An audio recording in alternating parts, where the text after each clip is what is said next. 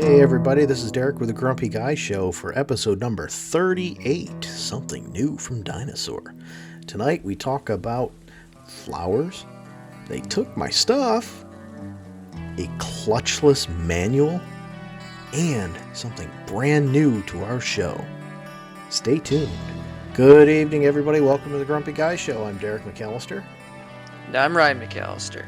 We got a decent show for you tonight, I think. We've got a bunch of topics. Maybe we'll get to all of them, maybe we won't. Who knows? But we have one thing in here that I'm going to get to no matter what. That's completely different than anything else that's been on this podcast.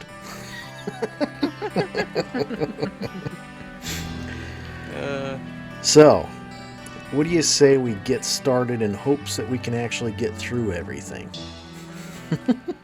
Transition. Yes, a wonderful transition.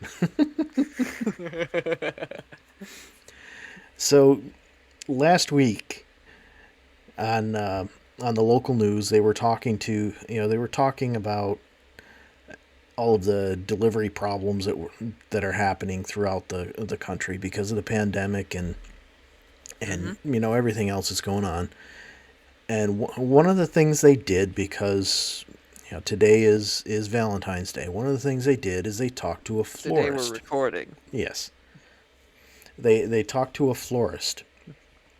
And one of the things he said just completely and totally floored me and showed how much every company in the United States is all about profits. So what he said was that flowers, and he started out saying roses are grown, and I can't remember the two South American countries that he named, but they were both in South America. And all I could think was, why can't we grow roses in the United States? I can't imagine that it's cheaper to grow them in South America than ship them all the way to the United States. But apparently somehow it is. Either that or maybe the roses down in South America are just so much better than North American roses. I don't know. Apparently. But, I don't get it. I find it utterly ridiculous that we can't grow a flower here in the United States. Is the profit margin that much that it justifies going all the way down to South America? Who knows? Maybe it's all about the growing season. I don't know. But you can do so much as far as growing things in greenhouses or anything along those lines. Yeah. You don't have to do it. I don't know. That just completely floored me. In greenhouses, you could grow all year. Yeah, you can grow year round. You can grow, growing season shouldn't be a problem. Yeah, it's not like these are something that we're eating. It's a flower. Some people dry them, just to commemorate that they got these things. But most people, when they die, they throw them out, and that's it. So, seriously, it's not like growing them in a greenhouse is going to make a difference. If you're talking vegetables, sure, that might make a difference as far as the taste. But you're not eating these things. Who cares? Ugh. It just kills me, And this kind of thing is part of the reason that we have so many problems with products in the United States. Nothing is made here anymore. And the things that are made here are so high in price that it's ridiculous. And then you get so many people, they can't understand, well, why exactly is it that we can't make anything here? Well, because it's all about profits. And then you say, well, I'm not worried about profits. I'm worried about keeping jobs here in the United States. Okay, then you're going to have to pay the higher price. Well, I don't want to pay more. Those are your choices. Either you pay more or you buy foreign. Mm-hmm. There's a few items that, yeah, sure, buying American is cheaper, but for the most part, the foreign stuff is just so much lower because these countries haven't unionized, and they make things so much cheaper because they don't pay their people. They don't, there's no benefits, there's no health insurance or anything like that. No, no, no, no, no. Mm-hmm. And if they work them 60, 70 hours a week, well, that's no big deal to them. They don't care. But, here in the United States, you can't do that. Number one, because of unions. When it comes Mm-hmm. to, the actual people on the production lines, most of them are unionized. But beyond that, there's labor laws that prevent you from, overworking people. And not only that, most Americans, where we take advantage of our rights, in that we'll speak up and we'll say, hey, no, no, no, I don't think so. Mm-hmm. Where in some of these other countries, they just can't do that. It's because of how some of these foreign governments work. Yeah, and that's it. They're a And, lot more restrictive than the United States. yep, yep. And, part of it is also they'll just, you know, part of it is repression. Part of it is that, these governments will claim things. They'll make claims about how much freedom they have and everything, and how people have rights. But then anybody who speaks up, that person will disappear. Mm-hmm. It's sad that it's like that, but the truth of the matter, it's like that. Mm-hmm. And there's so many people here in the United States that just don't understand how lucky we are. Mm-hmm. But I don't know. I still just I don't get it. Like I said, I it's don't get it either. if we were talking vegetables or something edible, okay. Mm-hmm. And don't get me wrong, there are edible flowers, but these aren't the edible variety. These are the variety that are supposed to look good for Roses a are meant week to or be two. pretty, not to be eaten. Yeah, so they'll they're good for a couple of weeks, and that's it. You know, so I don't get it, but I don't know. So at any rate, I think that's what I got on that topic, and that's it. Mm-hmm. Anywho, So listen, folks, here's a surprise. Ryan actually added a topic. anyway.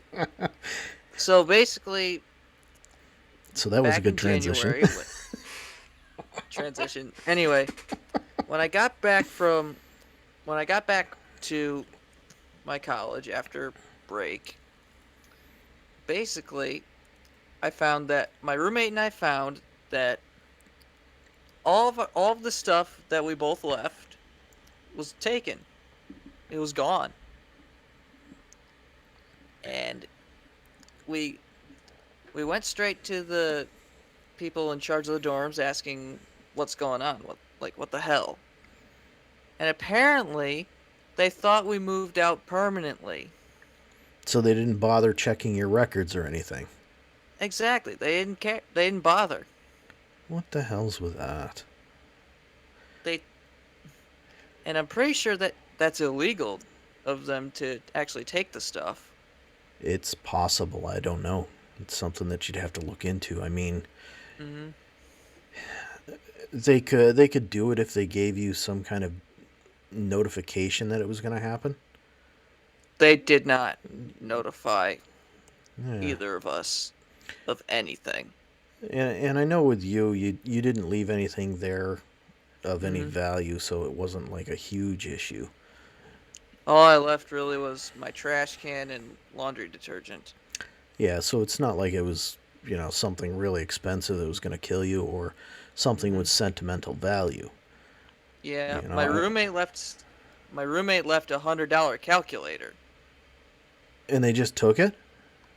Yeah, they Holy did. jeez. And not only that, they also took something sentimental of his comforter that his grandma got him. Jesus. You know, And neither of us got our stuff back, but apparently we're getting compensated for it. well, how do you compensate somebody for something of sentimental value? I have no idea. I mean, seriously, that's ridiculous. It is. It's stupid. You can't put a price tag on something that's got sentimental meaning. I mean, sure, they can give you the value of a new comforter, but if that was something special to him, It was. geez. And there's been several things with this school that I'm just like, what the hell? This idea of you have to be out of the dorm before a break. What is it? I think you said 24 hours after your last class or something like that. For those who weren't taking finals. For those, it was 24. For those who were, it was 24 hours after their last final. Yeah, still, I mean, that's ridiculous. You just say the campus is closing on this date. Yeah, But that just doesn't make sense. but the other piece of it that killed me really bad was Thanksgiving. I have never heard of a college that actually shut down completely for Thanksgiving. Sure, you don't have classes or anything like that, but you don't close the dorms. You've got people who, they're from out of the area. Yeah, exactly. I mean, when I was in college and I had I was the manager of the front desk. I had a lot of people that were not going home. They didn't mind working because they knew that not many people were going to be there. But, so what I did for them is I actually made a meal. I said, hey, I'm going to make a Thanksgiving meal for you because you're going to be working. You're going to be here.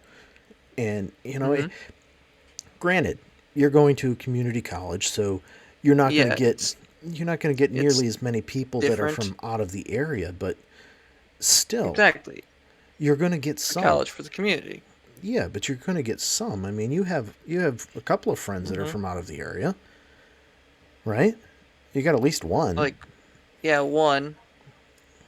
I I don't think I have any more. Even a couple of hour drive that's a lot to expect because then you're saying, okay, well, parents, you got to come pick up your kid, and take them home for a 5-day weekend, and that's it. And it's not like it's even 5 full days because, they got to be back to class before Sunday. And I mean, that's an awful lot. Sure, some parents, some kids do drive, but, that's making an assumption that these people are going to drive. Yeah. And it's making an assumption that their parents aren't working. It's just stupid. Yeah. Very. Yeah. Considering what you're paying to go there, it's just not right. And this just like puts icing on a cake for me, I find it utterly ridiculous. But it is stupid. So they're going to compensate you for your laundry detergent that we bought you? And the trash can. Don't forget about the trash can. It makes me wonder. That trash can was tiny and couldn't fit anything in it. I'm glad it's gone. Yeah, but I'm wondering how many other people they did this to. It couldn't be just the two of you. I mean, they must have done it to a lot of people. How much money is that going to cost them versus how much they would have saved by not doing it?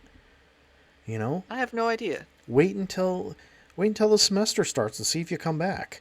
You don't come back? Exactly. Okay, fine. It's stupid. I don't know. I don't know either. But anyway.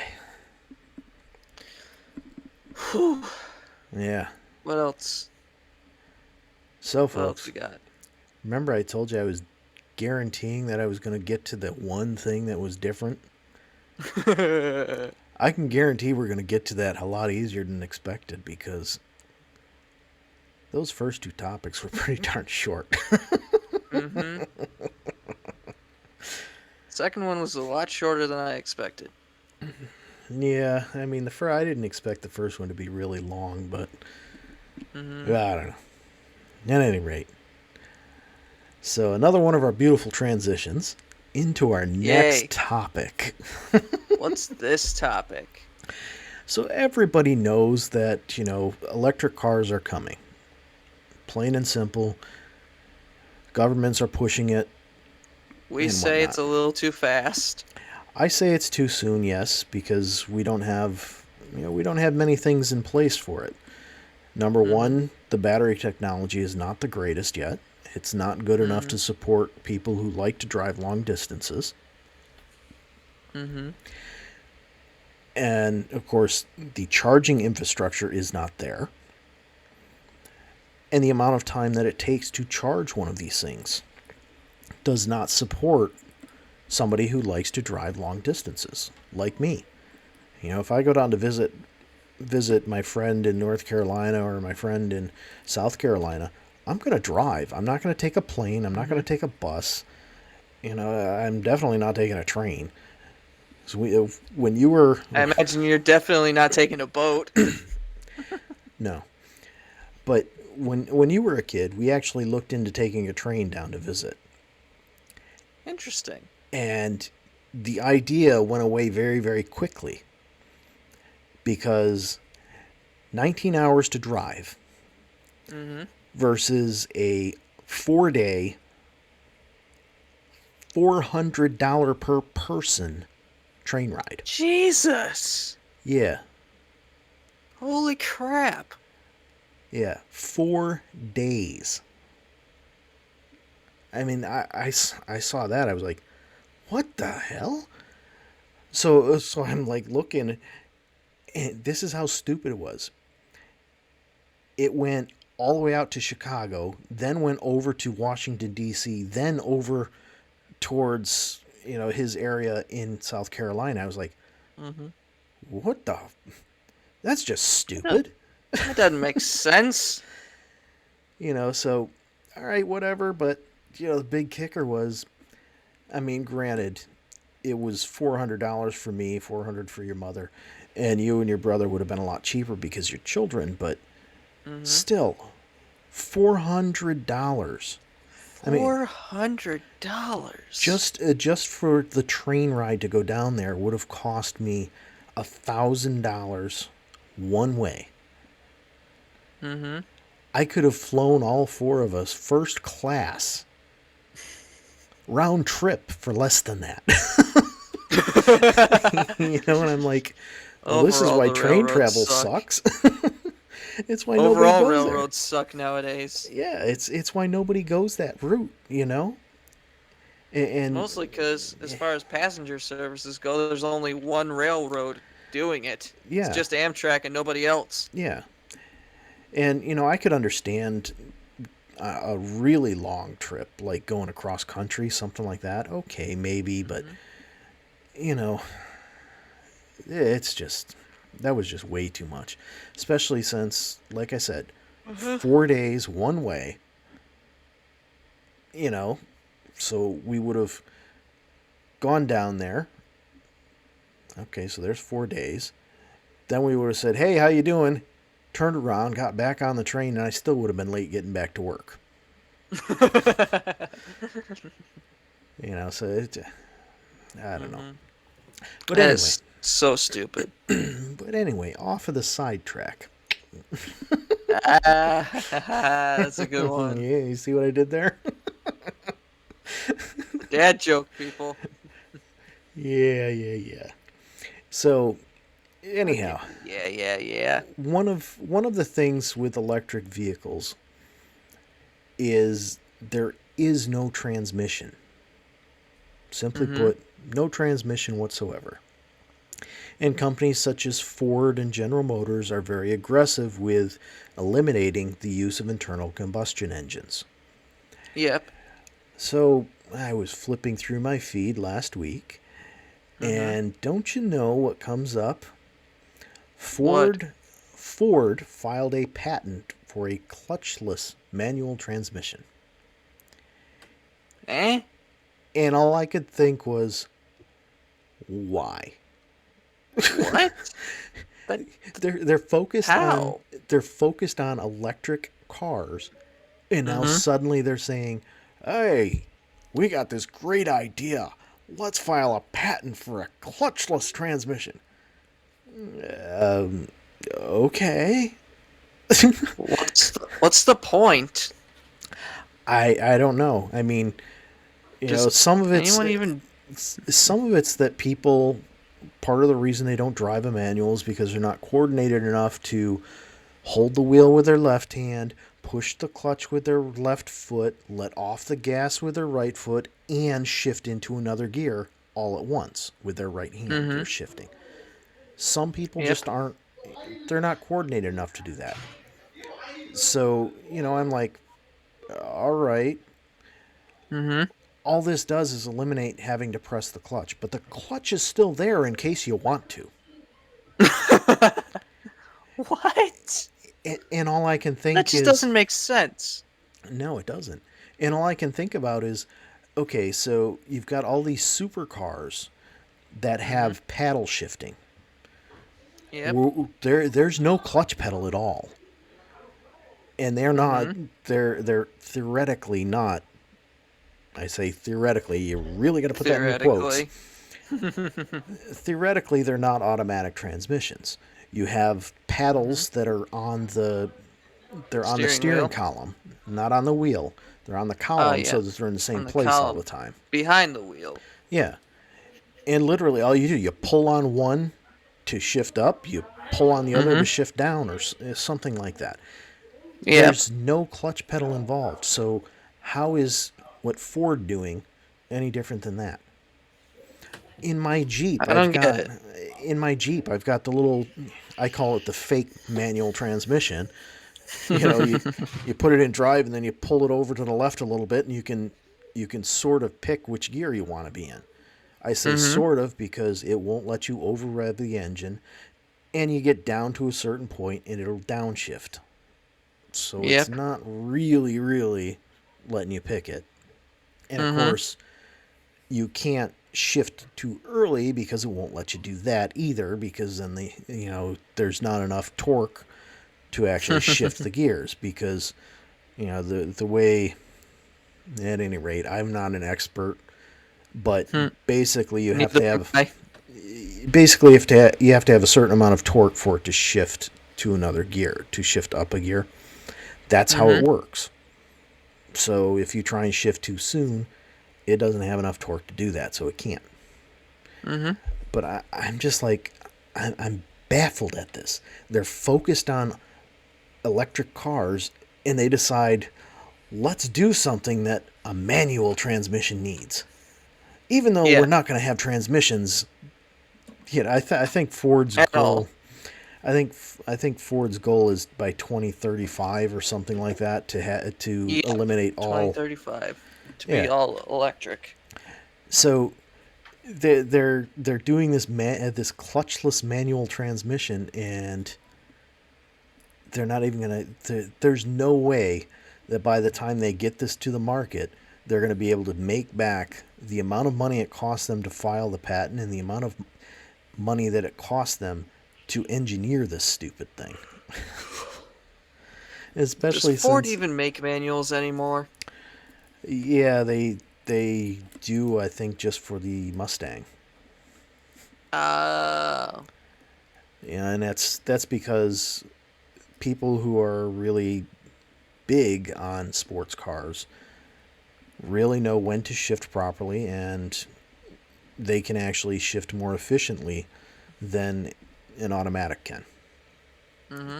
When you're talking about power and speed type of stuff. Mm-hmm. Not that many people do that. I prefer a manual transmission because it gets much better gas mileage. And it's what I grew up with. I believe we talked about that a little bit when Denise was on, Yep.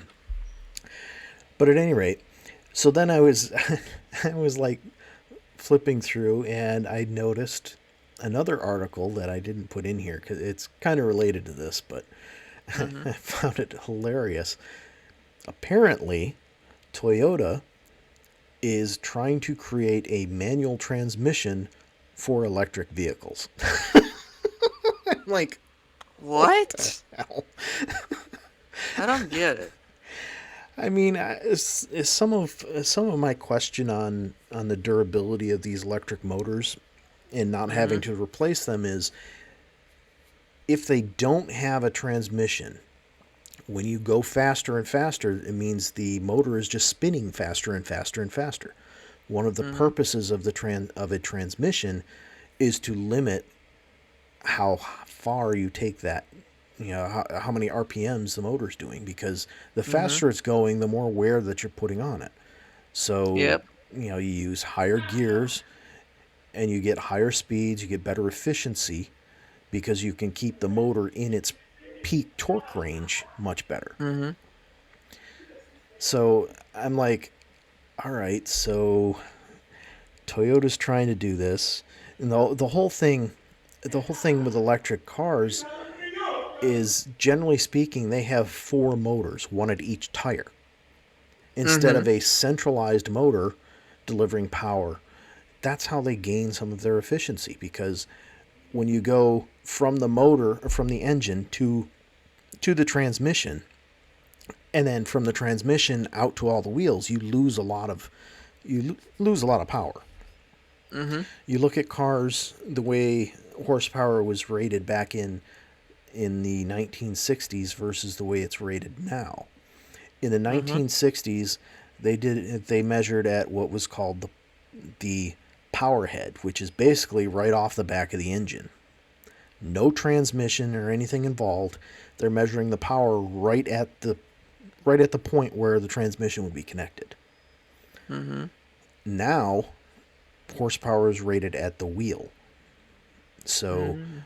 you've taken out all of that stuff, which makes it Yep. so amazing when you think about the fact that high horsepower back in the 60s, you look at like the Mustangs and Camaros and Firebirds, stuff like that. High horsepower Mm-hmm. back then was like, 200 horsepower. Mm-hmm. And that was a big V8, big Yep. beefy V8. You look at my little tiny four cylinder in my Jeep.